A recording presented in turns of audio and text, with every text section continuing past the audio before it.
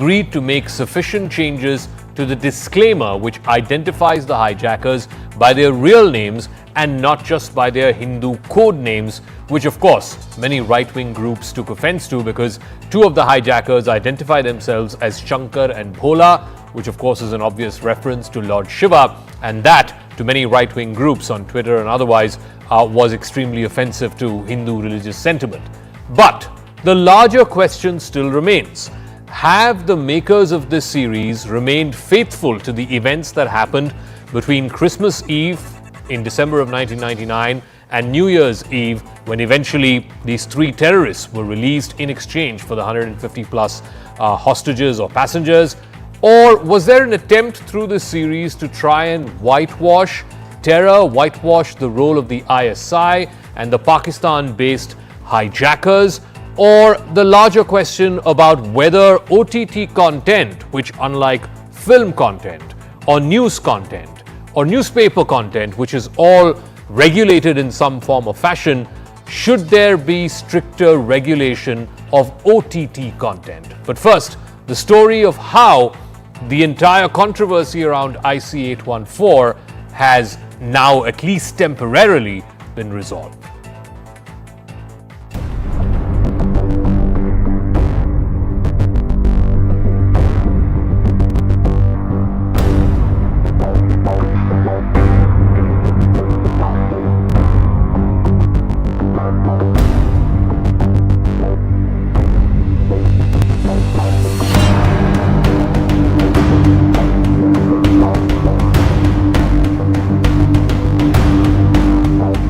I'm very happy that the INB Ministry and the Government of India has taken cognizance of this. अगर वो बकवास दिखा रहे हैं, हमारी भावनाओं को आहत कर रहे हैं और कहानी में छेड़छाड़ कर रहे हैं, इन पर कार्रवाई होनी चाहिए। यहाँ पर एक OTT पे भी सेंसर बोर्ड लगाया जाए।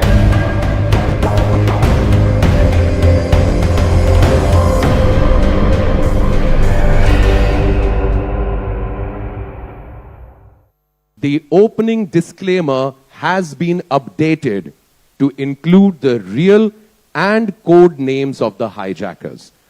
The code names in the series reflect those used during the actual event. ये जो सवाल आपने पूछा, हाँ, क्या वो आप फिर आरोप बताइए। नहीं, मेरा ये था, जितने भी चीजें हैं, चाहे आतंकवादियों के असली नाम को ना बताना, और अब जब आईएनबी मिनिस्ट्री में गए तब उसको वापस से आपको करेक्ट करना पड़ा। आपने सीरीज देखी है? सर मैं आपसे सीरीज देखी है? मिनिस्ट्री में गए उसको सीरीज देखी है? मैं आईएनबी सीरीज देखी है? मैं आईएनबी मिनिस्ट्री की सीरीज देखी है? जो ऑफिशियली काम हो रहा है उससे बात कर रहा हूं। मैं बात नहीं कर सकता आपसे, आपने सीरीज ही नहीं देखी है। All right, so on the right you had a pretty defensive director of the series, Anubhav Sinha, refusing to answer a question by a journalist. Of course, he is claiming that because the journalist has not seen the series, he can't engage with him in a conversation. But net, this is what has happened. The Netflix content lead and one other person met with senior INB ministry officials today, and they have agreed to update the disclaimer which was revealed by the host of that press conference some time back. They've decided to update the disclaimer, the initial disclaimer, which will have not just the Hindu code names used by the hijackers, but also what their real names were. Is that good enough? Is this the end of this controversy? And the larger question of how does one prevent a repeat of something like this from happening on OTT content? So let me now open this up to our panelists. Kanchan Gupta is Senior Advisor with the INB Ministry, Rohan Gupta, spokesperson of the BJP, Adil Singh Boparai, spokesperson of the Congress Party, and SP Vaid is former DGP of Jammu and Kashmir, and he had played a first-hand role back then in 1999. The release of 2 out of these 3 terrorists were from different jails in Kashmir. So welcome, gentlemen. Let me start with you, Kanchan Gupta, because what many viewers and many folks on Twitter, etc., are still saying that, Netflix seems to have gotten away with it. This is what Monica Shergill, the Vice President of Content, Netflix India, who met with the INB Secretary today, said after the meeting. For the benefit of audiences unfamiliar with the 1999 hijacking, the opening disclaimer has been updated to include real and code names of the hijackers. The code names in the series reflect those that were used during the actual event. India has a rich culture of storytelling. We are committed to showcasing these stories and their authentic representation. Is this satisfactory? I don't think, Zaka, the way the reports are coming, a lot of people who are responding or maybe who have seen the movie and they are reporting their facts. See, this is not only about the opening disclaimer, Zaka. This is about the event which has happened, which is very, very serious event in the history of India. And when you are reporting the serious event, you cannot distort the facts. Facts are facts. This is not the work of fiction, right? You are reporting something on the factual incident. And when you are reporting that, maybe this is so-called liberals' view that hiding the real names of the hijackers or maybe downplaying the role of ISI and Pakistan. I'm not going into debate whether it is deliberate or whether it is just, the work of fiction. But something is wrong here, that you cannot play around with the facts which are in public domain. If you are reporting this incident about this hijack, then you have to report all the facts. No, so Rohan, then the question is, what are you doing about it? Because Netflix seems to have gotten away with just this one disclaimer saying, oh, we'll reveal the real names and we'll reveal the code names. But clearly your objections to it are far more than just that.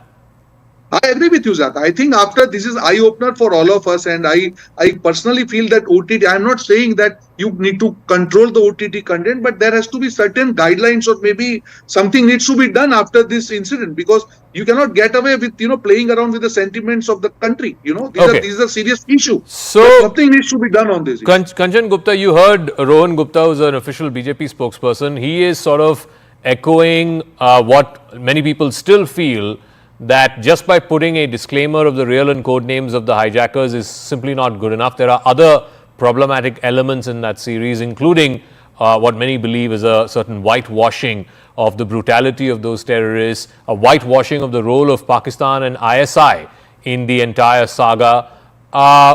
Will those be addressed at all? Or, how do you speak to those concerns? Good evening, Zaka. Thank you for inviting me to your show. Look, I come in from two different places. I come in as someone who was OSD to Prime Minister Atal Bihari Vajpayee. I was a member of the Prime Minister's office.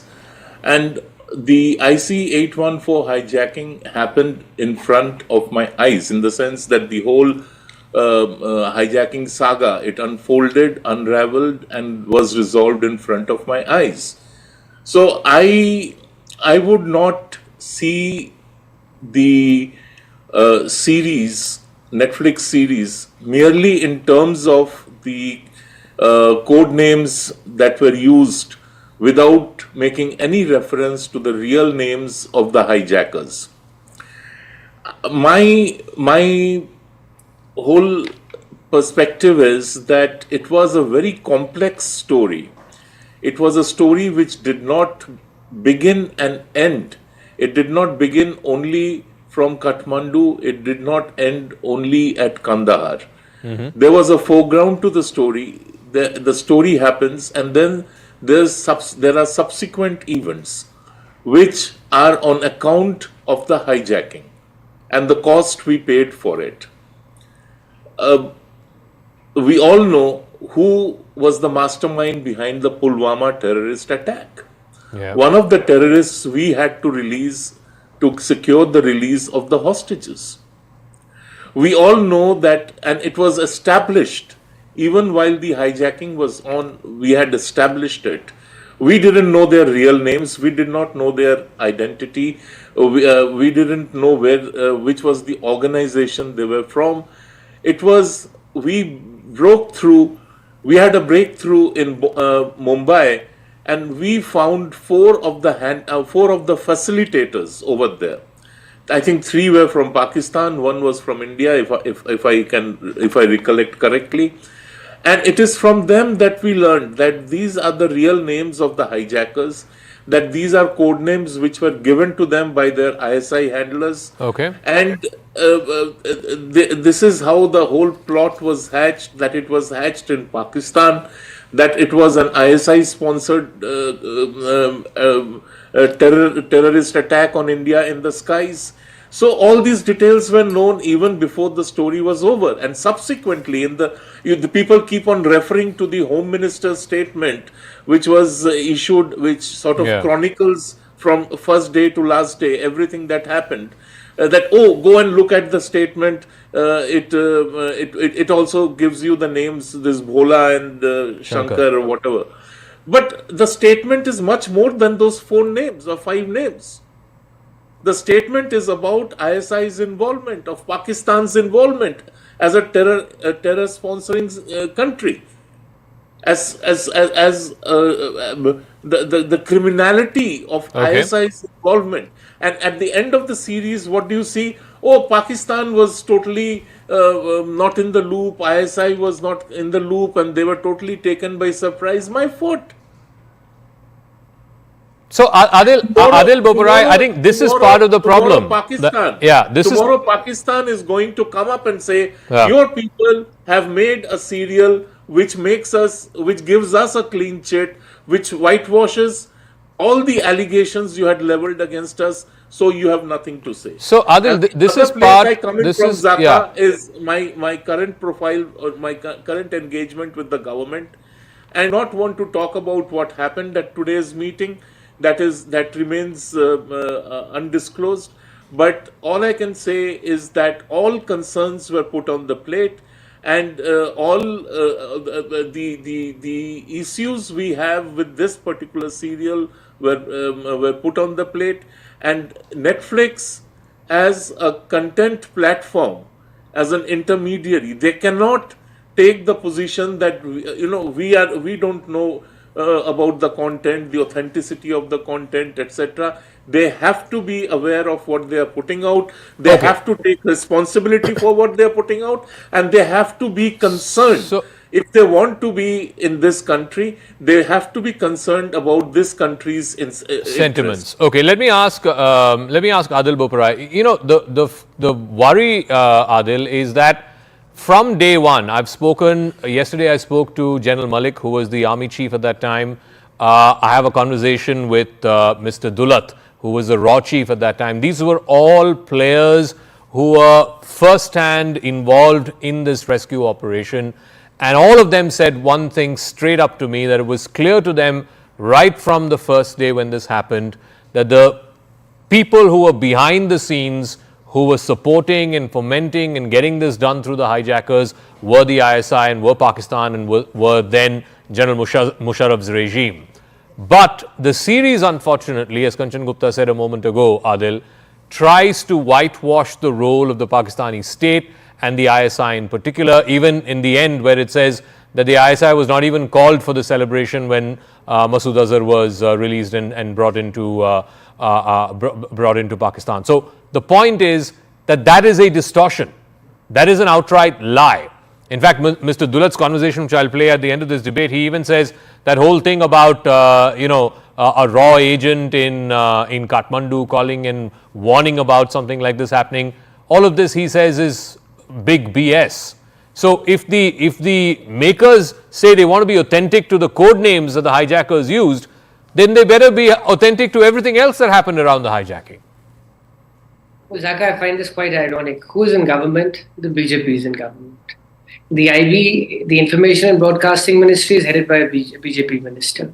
So if the BJP and the BJP acolytes have an issue, they should speak to their government and ensure that certain norms are followed, certification norms are followed, and the Information and Broadcasting Ministry takes remedial steps. Instead of quibbling about it on national television, it just shows how disoriented the Bharatiya Janata Party is, point number one. Point number two, facts remain facts, Zaka, and they don't change. It is a matter of fact that the BJP government freed 3 dreaded terrorists. Those 3 dreaded terrorists were masterminds of the Parliament attack, of the Bombay attack, and of the Pulwama attack. So therefore, this happened under the BJP watch when these terrorists were freed. It was during the Congress government when the agencies had arrested these 3 dreaded terrorists. Now, it is also a matter of fact that the BJP under Mr. Modi's first tenure had invited the ISI to the Pathankot base as a part of a joint investigation team. These are also facts. So, let's not glean and gloss over facts. The BJP, unfortunately, has made a mess of national security. And now I find this very, very strange. My very dear friend, for whom I have great regard, Mr. Rohan Gupta, is red flagging all this, but he's in government. Then why isn't he speaking to his INB minister and ensuring that remedial steps are taken? You are having this discussion, but the BJP is making a straw man of somebody else. If you're indeed aggrieved, and it was your short-sightedness. The plane was allowed to take off from Amritsar. It was an Akali Dal BJP government in Amritsar. So therefore, the buck stops with you. You messed it up. You freed those 3 terrorists who are responsible for ghastly attacks for a decade and a half after that. So therefore, the BJP must own responsibility and they must set their house in order. No, on the Amritsar part, and I think, with the hindsight of the last 24 years, we can say this with a certain degree of conviction. We know what happened. One, the NSG team was en route from Manesar. They would take whatever time they would take from Manesar to Amritsar. Second, the Punjab Police commandos were there at the airport, but the DGP at that time, Mr. Satbir Singh, was waiting for some order from someone from Delhi so as to take... Let me just finish. Give me 10 seconds. Give me 10 seconds, please. Was waiting for orders from someone from Delhi to storm the plane. And the third most important thing, and this is again, Mr. Dulat revealed this in the conversation, where he said that Prakash Singh Badal, who was the chief minister at that time, very clearly said to the DGP that he does not want bloodshed on Punjab's soil. And the fourth and most important thing, and to be fair to the makers, they show some part of this in the series, is it's in Amritsar that Rupin Katyal was stabbed and killed to death. Perhaps the captain saw that, panicked, and the captain realized that, look, they may not stop with just one, they may kill more people on board, and therefore, with a mixture of fear, trepidation, anxiety, I think he did what he thought was the best thing to do, which was to fly out of Amritsar. Of course, now in the benefit of hindsight, 20 years on, we can all say that that was the worst thing to have done, to fly the aircraft out of Indian airspace. But be that as it may. 20 seconds. Can I just the supplement political what you executive said? of the day. Yeah. Zaka, The buck can you has to give me stop 20 with the seconds? BJP government of the day. Yeah. And Mr. Doval was the R&AW chief at that point in time. Okay. No, so just give me 1 second. Now, Mr. Vaid is also waiting very patiently. Mr. Vaid was in the Jammu and Kashmir police at that time, and I believe you went to the court, Balwal jail, where Masood Azhar was under detention, was under arrest, and then you sort of took him from the jail in captivity and then sort of handed him over to the team that would then take him across the border. Did it seem at that time, I know there's been a lot of back and forth around the politics of it, the decision, and like I said, in hindsight now you can say that yes, it was an absolutely disastrous decision to release these 3 terrorists, because later on they went on to mastermind many terror attacks here on Indian soil. But at that time, Mr. Vaid, did it seem that this was a wrong decision, or did it seem like we had no other choice if we needed to save those 150 odd passengers who were held hostage?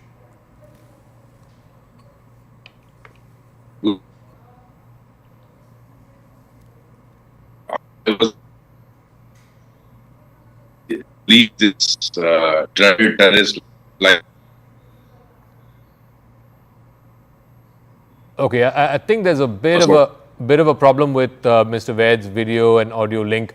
We'll try and fix that in a moment. But yes, Kanchan Gupta, you wanted a 30-second intervention. I just wanted to put something on the table.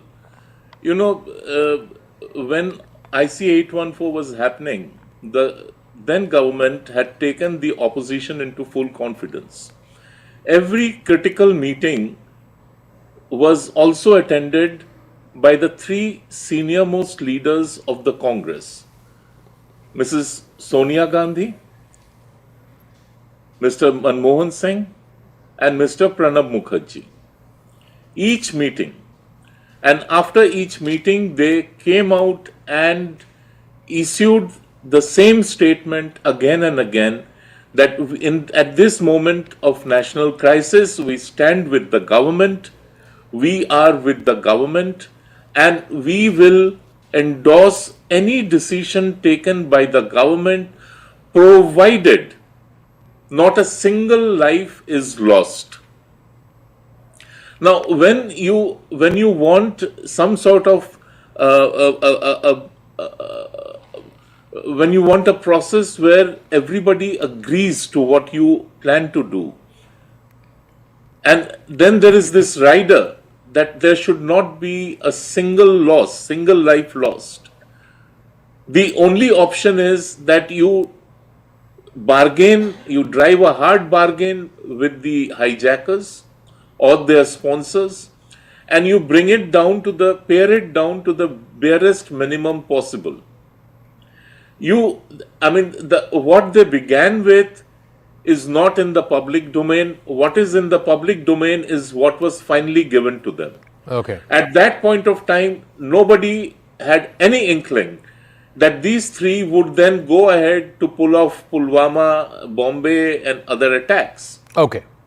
Now, if we are going to today sort of go back to recrimination, one could turn around and say the same thing to about the UPA government as to why Mumbai happened. And not once. The Mumbai bombings happened when the Congress was in power. What do they have to say about that? The Mumbai terror attacks happened when the Congress was in power. Okay. So I personally do not believe in this recrimination. So what is national issue, national importance? There has to be a support system, and I can also remind you that in 2004, after the UPA came to power, Chidambaram's famous statement, when I don't know in what context it came up, but that he said that if we had been in power when IC814 happened, we would have done the same thing. Okay. So let me go to Ved Sab. His audio line has just been patched back. So Ved Sab, the question that I asked, in hindsight, everybody can say, what was done was a big blunder, whether it was not storming in Amritsar, whether it was releasing these three dreaded terrorists. But at that time, when it actually happened, did the members of the crisis management group, did the Atal Bihari Vajpayee government at that time have any other choice? Good evening, Zaka. In fact, the crisis management group did meet, as Mr. Kanchan Gupta was mentioning, and they did take updates of latest what is happening. And the commandos were ready in Amritsar jail, Amritsar airport, and the then DGP of Punjab and all of senior officers were there. In fact, as you were mentioning, Mr. Dulat said they were probably waiting for orders from the crisis management group. And this is what in such situation happened. It's very easy for me to comment that it not allowing the aeroplane from Amritsar would have been the best. In fact, that would have ensured that you are within our territory, and then you could have dealt it with the manner you wanted. But if there are conditions like this, that not even one casualty takes place, in such situation, it cannot be ensured. Then best way is to negotiate. Otherwise, whenever you storm, you are going to end up in some casualties.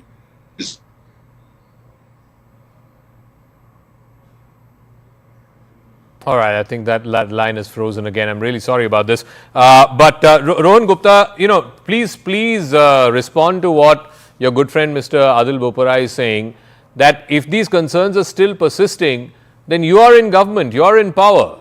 You should be redressing these concerns, not Adil or his party. I agree. See, basically, I think Kanchanji has answered almost all the points raised by my friend. See, today when we are sitting in the debate, we cannot just question the decisions which is taken as a country. It was attack on India. And India together, whether it is party in power or opposition, they were together in taking decisions. So I think let's not question what happened that day. Let's today discuss what has been reported in the media or maybe this Netflix series. I think that is distorted, and I completely agree. See, again, government always believes that there should be some freedom of expression. If generally on OTT, if there is any restriction, the same opposition party will come, oh, again, there is a restriction on social media, there is a restriction on OTT. So yeah, this is eye-opener. Maybe you are completely right. We are in government definitely after this incident, when anybody who's reporting the facts on certain historical issues, those cannot be distorted.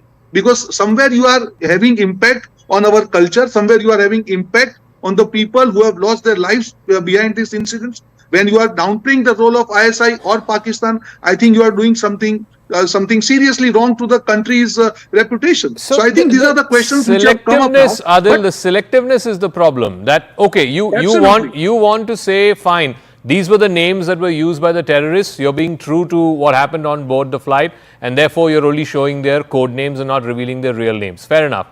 But then also be true to the fact that this whole thing was orchestrated by the ISI.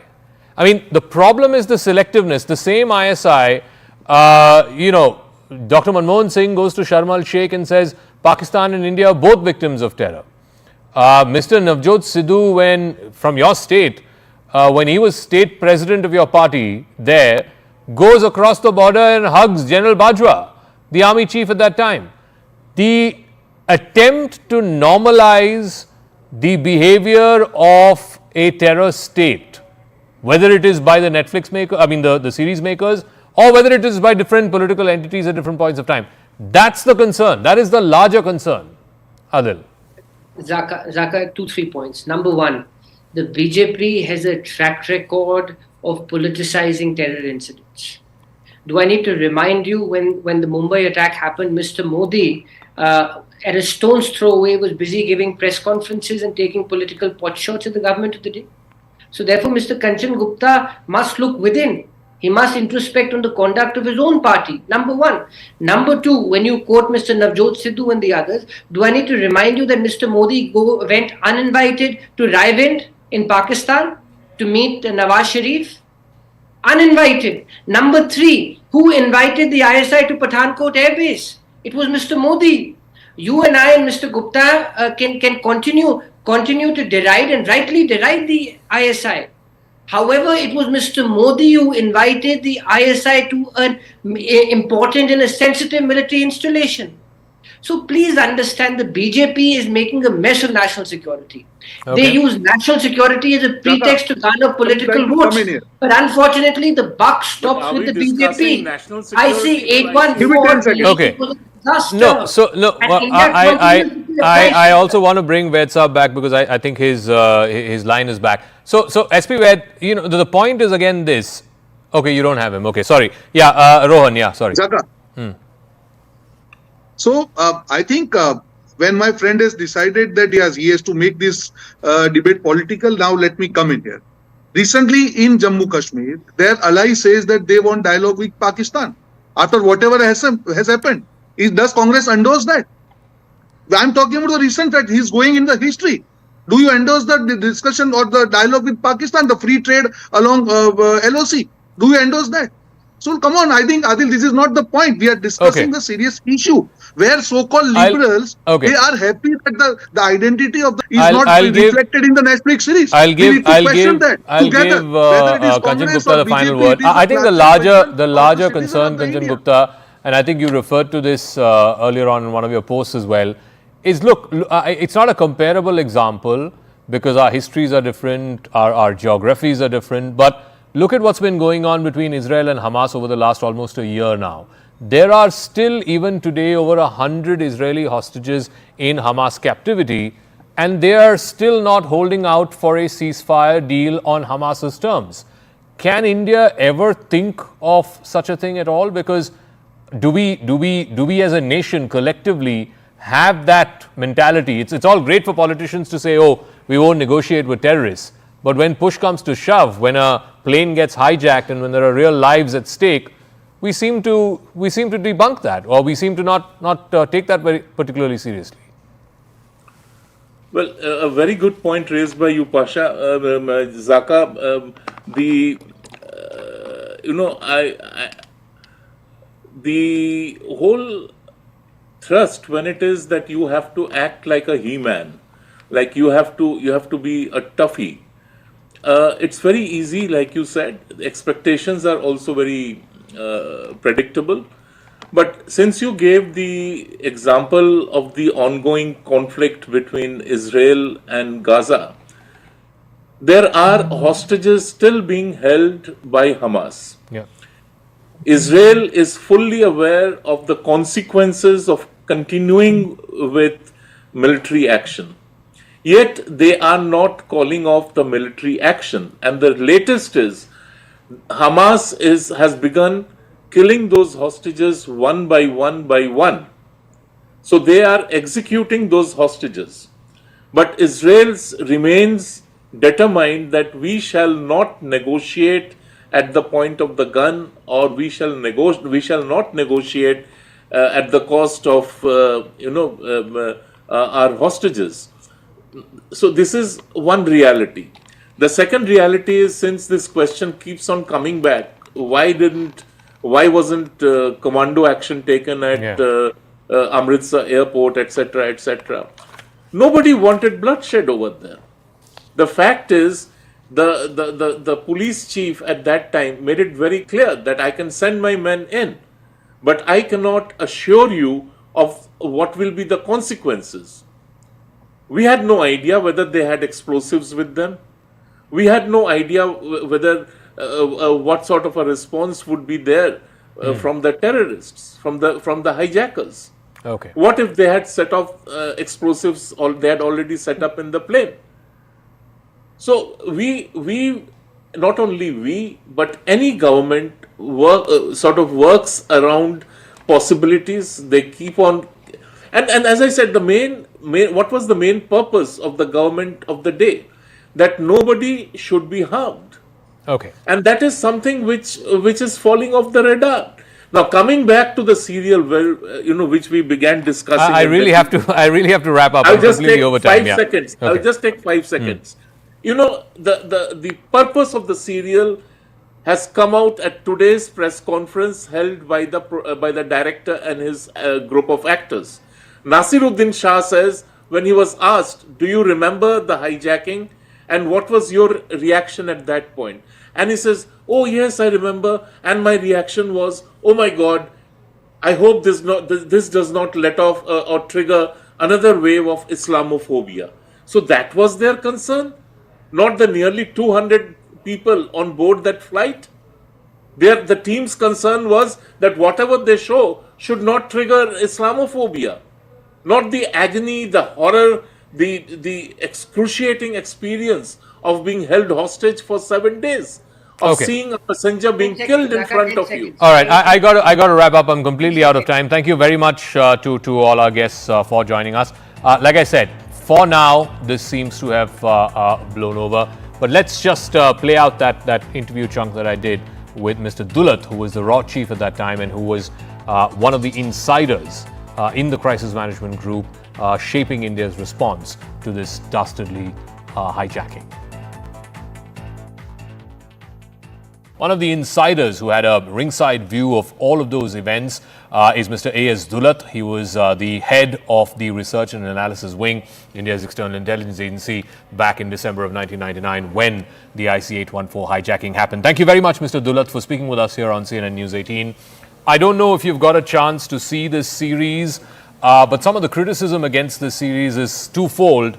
One, that it shows the hijackers in a very humane and rosy fashion, and it shows the government officials, the Indian government officials who were responding to that crisis as slightly bumbling and confused. Would you share that assessment, or would you have a different take? No, you see, I haven't seen that whole thing. I've seen bits and pieces of it, so I can't really comment on that. But what happened is quite well known now. It's 25 years ago, a long time ago. And if there was bungling, it was while the aircraft was in Amritsar. And I've said this before, that we did goof up in the crisis management group. No clear decision was taken or could be taken. And then the plane flew off from Amritsar. After that, we had no control at all. The series shows that the reason why the plane was not stormed in Amritsar or stopped from taking off from Amritsar was twofold. One, that the NSG commandos couldn't get there in time. Two, that the Punjab police commandos who were already there, they were not given any clear instructions to storm the plane. And the most important thing, I guess, from what happened on board was that one of the passengers was stabbed to death and the pilot panicked. Is that an accurate depiction of why the plane wasn't stormed in Amritsar? No, I think what actually happened was that you are right that the Punjab police claimed that they had the capability to storm the aircraft, but they said obviously they couldn't vouch for how many casualties there might be. Now on that nobody was willing to take a call, and you would recall that subsequent to the event, Mr. KPS Gill actually criticized the Punjab police for doing nothing. And I had a long chat with my batchmate Sarabjit Singh, who was the DG Punjab at that time. And he said that I was waiting for instructions from Delhi. And he said my chief minister, who was then Prakash Singh Badal, had said that he doesn't want bloodshed in Amritsar. And he says that the impression he got from the CMG also was that Delhi didn't want any bloodshed. So, which I think is a fair assessment of the DGs, because I was present in the CMG and no call was really taken there. I do also want to ask you, the series shows at the very start one RAW operative who was stationed in Kathmandu calling up Delhi and sort of forewarning about this hijack. Did such a thing happen at all? Yeah. I've seen a bit of that. That's all bunkum, rubbish, total rubbish. So when did you get to know of the hijack? That whole thing about him, we got to know of the hijack when the plane was in the air after it took off from Kathmandu. I remember it was New Year's Eve and we had a little function at the R&AW. And one of our officers came, it was a little after 5 o'clock I think. One of our officers came charging to me and said, you are required immediately at the CMG, the CMG is meeting and you are required there immediately, and that there's been a hijack. So then we all assembled in the CMG. I think everybody was there within about 20 minutes or so. But then after that there was a lot of dilly-dallying on what could happen, what are the possibilities. Actually, I give full marks to the captain for having landed the aircraft in Amritsar, because he was under a lot of strain and the hijackers were not being particularly kind to him or to the passengers. So he landed in Amritsar, which in a way was a godsend to us, and we should, in hindsight, I would say, even then one felt that we should not have allowed that aircraft to take off from Amritsar. So all that this series shows about this RAW operative based out of Kathmandu forewarning the bosses in Delhi that such a thing is going to happen, coming to all of that is fictional. I've seen that bit. Also that business of him bashing up Nepalese and this is all rubbish. Okay. It's hogwash, total hogwash. There's nothing of the sort. When the flight took off from Amritsar, and I believe it went to Dubai and landed in an airfield there in Dubai, was there any attempt at that time to try and intervene or to try and storm the plane? Any conversations you can recall to that effect? No, let me remind you that from Amritsar the aircraft went to Lahore. Yes, correct. And thereafter? No. And the Pakistani authorities were not allowing Devi Sharan to land. And he said, I have to land. If you don't allow me, then people will get killed because I'll be going into habitation, into buildings. So then they put on the lights of the airport and the plane did go to Lahore for a while before it took off, before it went to Dubai. No, but in Dubai there was no communication or no attempt to reach out to the Dubai authorities to try and intervene in any fashion? Oh yes, there was. There certainly was. And as a result of that, women, children and some elderly people were released, I think about 28 or so in Dubai. Yeah. And so there was communication, but the authorities in Dubai didn't want to go beyond the point, They said, this is what the hijackers are willing to do, and after that, you guys need to take off and buzz off from here. And finally, when it landed in Kandahar, which was the next day on Christmas Day, presumably, of course, India did not have any diplomatic relations with the Taliban at that time. Perhaps the only sort of liaison No, contacts. we had no diplomatic relations with the Taliban, and our relationship with Pakistan was not particularly good. Correct.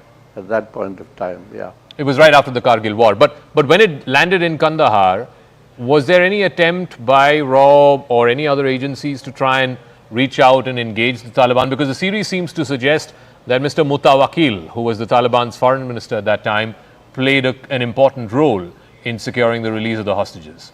Was that true?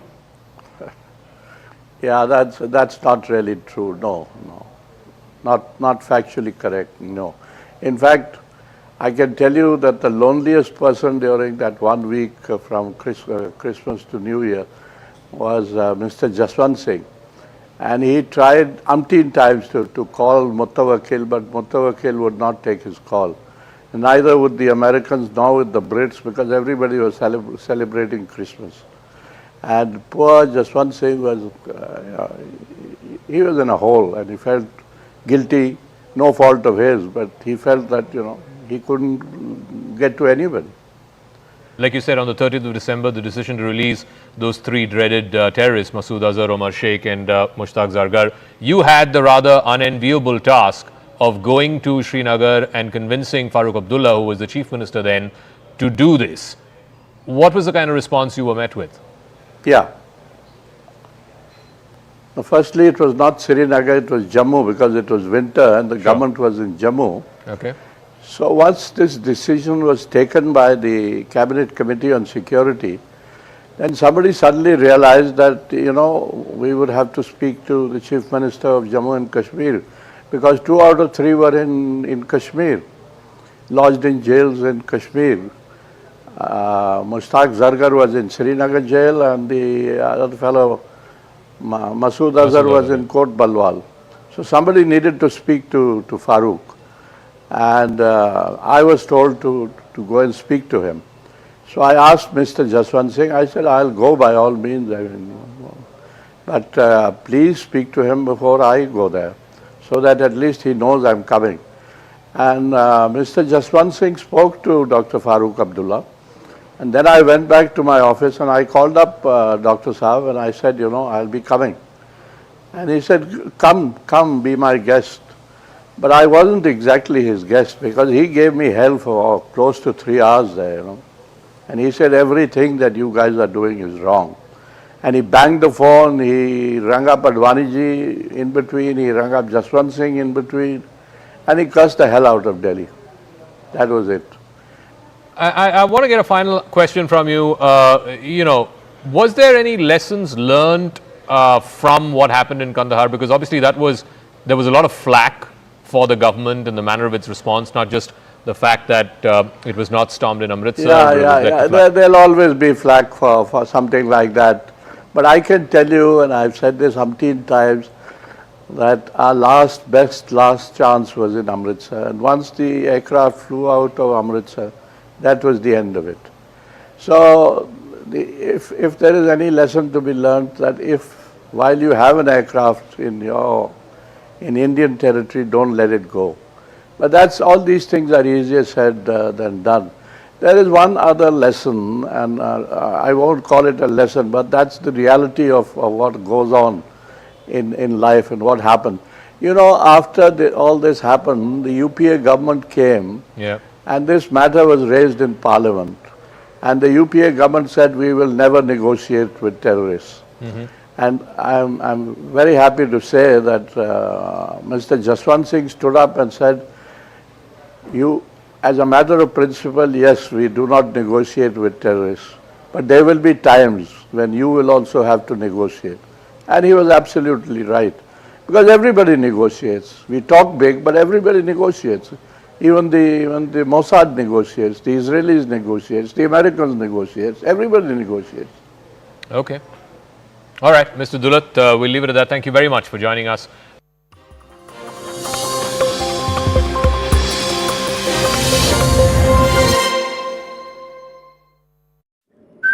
place, there are other areas as well. Let me get you more updates and show you how people there practically building after building, waiting in their balconies for provisions, which is coming to them, which is reaching them. But what is challenging at this point in time is that there is no power. There has been no power since the last 72 hours. The other thing that I want to highlight from the ground is the role of civic volunteers. Here you can see they're distributing food here, upma, water being given, and a lot of people are coming and taking their supplies and trying to wade through that water and go over to the other side. I just want to have a word. Sir, what is the situation right now here? Right now, no current, madam. People are coming down and shifting from their houses. They are moving away. They are moving to their neighbor houses, relatives, neighbors, like that. Because only they are providing on the main road only. Government is providing facilities on the main road like food and something like milk and medicines. Okay. Inner side, in small streets, they are not able to reach and they are not going also. Okay. Because in this area, they have minimum 5,000 houses above. Okay. So to reach them, they do not have sufficient resources and so, is the food being distributed through boats or drones? What is being used, or tractors? Tractors and by these boats. Okay. Yes, they have distributed like that. Today they are coming like the Tata AC. There you can see, no, like and that. What is being given in the government packets? What are they providing? Upma they are providing. Pulihara, veg biryani. And milk, like that, something, water facilities. Have you seen this kind of situation ever since? No, madam, no. 30 years too, I did not see. Before 30 also, I remember I did not see like this situation. Okay. And any message that you have for the government? Government has to take away.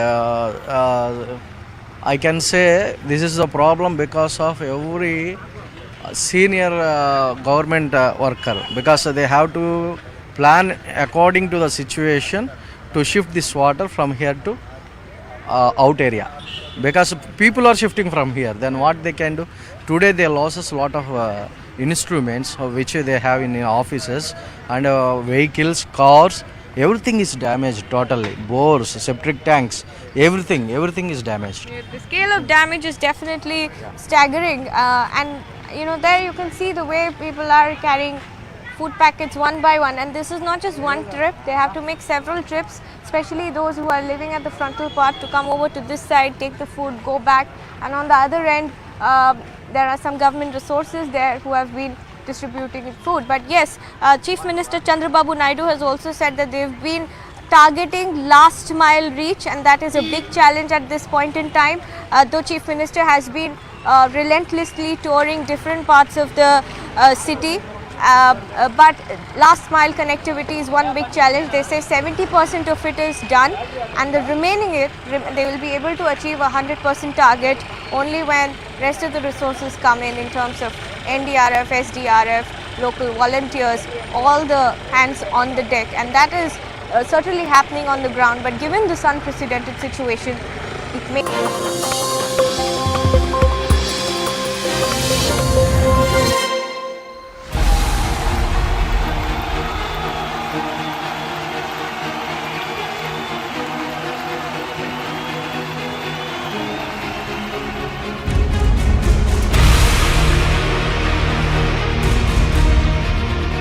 She's defective. She's a defective person. And we don't need another defective person as President of the United States. We just had that. I think that there has been a certain backward-thinking approach over the last several years, which is to suggest, them folks, to suggest that the measure of the strength of a leader is based on who you beat down, instead of what we know. The true measure of the strength of a leader is based on who you lift up.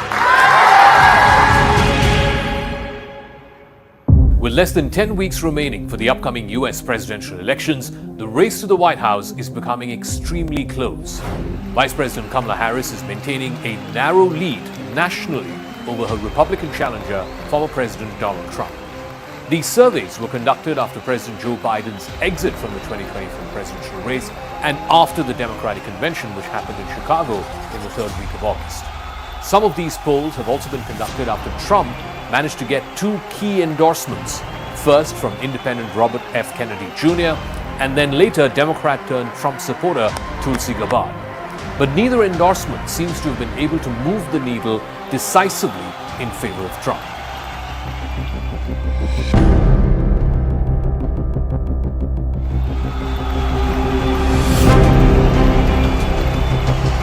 The polls and surveys have changed significantly while closing the gap on issues where the Republican candidate Donald Trump has been leading. At the same time, the polls also seem to be maintaining a narrow margin for Democratic candidate Kamala Harris nationally, a margin which is very much within the scope of error. The polls are reflecting the changing mindset of American voters since President Biden was running for a second term, when former President Trump was leading in the polls with a narrow edge. But since Biden dropped out, the results of these polls have also seen a slight shift. In fact, in the latest Reuters Ipsos poll, Harris's 4-point lead amongst registered voters marks an increase. She had a 1-point lead over the former president back in late July, which was when the previous Reuters Ipsos poll happened. This latest poll, which was conducted by Reuters over an 8-day period ending last week, with a margin of 2 points, which is very much within the scope of error, shows Harris gaining support among two key demographics, women and Hispanic voters. Harris leads Trump 49% to 36%. That's a 13% margin, both amongst women and among Hispanic voters.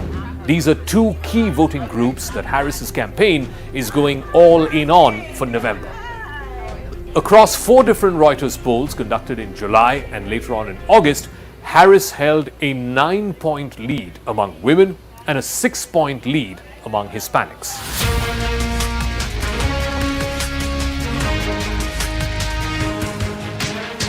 However, Trump remains ahead amongst white voters, particularly white men, with margins that are similar to those he held in July. Although his lead among voters who do not have a university degree has narrowed to 7 points in the latest survey, that is down from 14 points that it was in July. The latest Wall Street Journal poll shows Vice President Harris leading nationally with 48% of support of registered voters, and Trump remains at 47%. Another poll by Quinnipiac University shows Kamala Harris enjoying 49% support and Trump slightly behind at 48%. One outlier poll by Suffolk University in USA Today suggests that Kamala Harris is ahead with 48% support base, while Trump is left behind at 43%, while 9% are undecided voters. That is the only poll so far which has given a substantial lead nationally to Kamala Harris. This poll indicates that Harris's popularity is eclipsing Trump's earlier gains when Biden was his main challenger.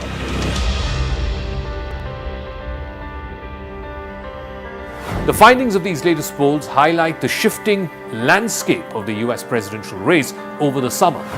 President Joe Biden, at 81, ended his faltering campaign in the third week of July after a very poor debate performance against Trump, which led to widespread calls from his fellow Democrats to withdraw from the re-election.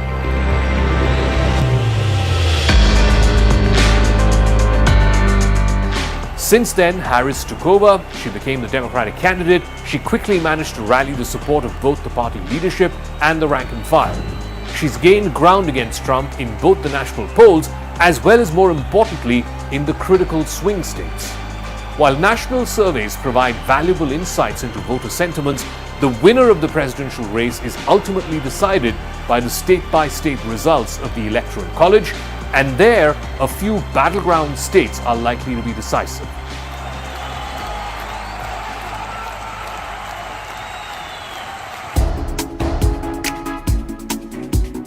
In the 7 swing states where the 2020 election was closest, that's Wisconsin, Pennsylvania, Georgia, Arizona, North Carolina, Michigan, and Nevada, Harris leads Trump 45% to 43% amongst registered voters.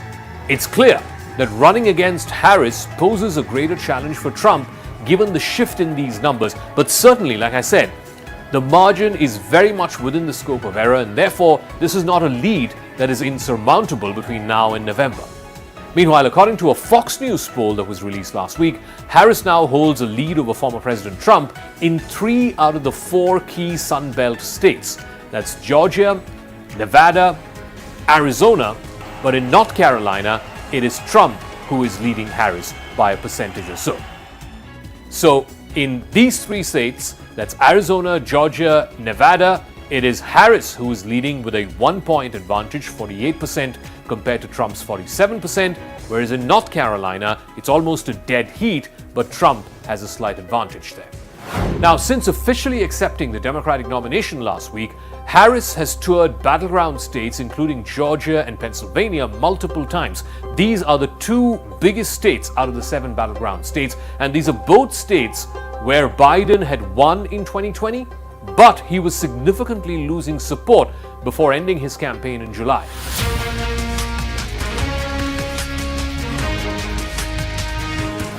The Trump-Harris debate, which is scheduled on the 10th of September on ABC News, would be a crucial game changer in these polls, as the narrow margins could shift either way at the end of the debate. Harris will be hoping for the opposite effect of what happened in the last presidential debate when Trump faced off against Biden. That debate performance practically ended Biden's bid for a second term. In this ABC debate coming up next week, Harris has framed this contest as one between a prosecutor and a felon, is hoping that this will be the final nail in Trump's re-election bid.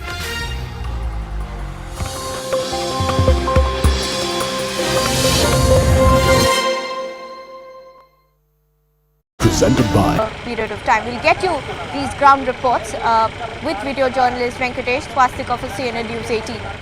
I'm coming to you from Bhavanipuram Housing Board Colony. This is what the situation is right now. Water completely inundating the entire street, which has about 500 houses by rough estimate.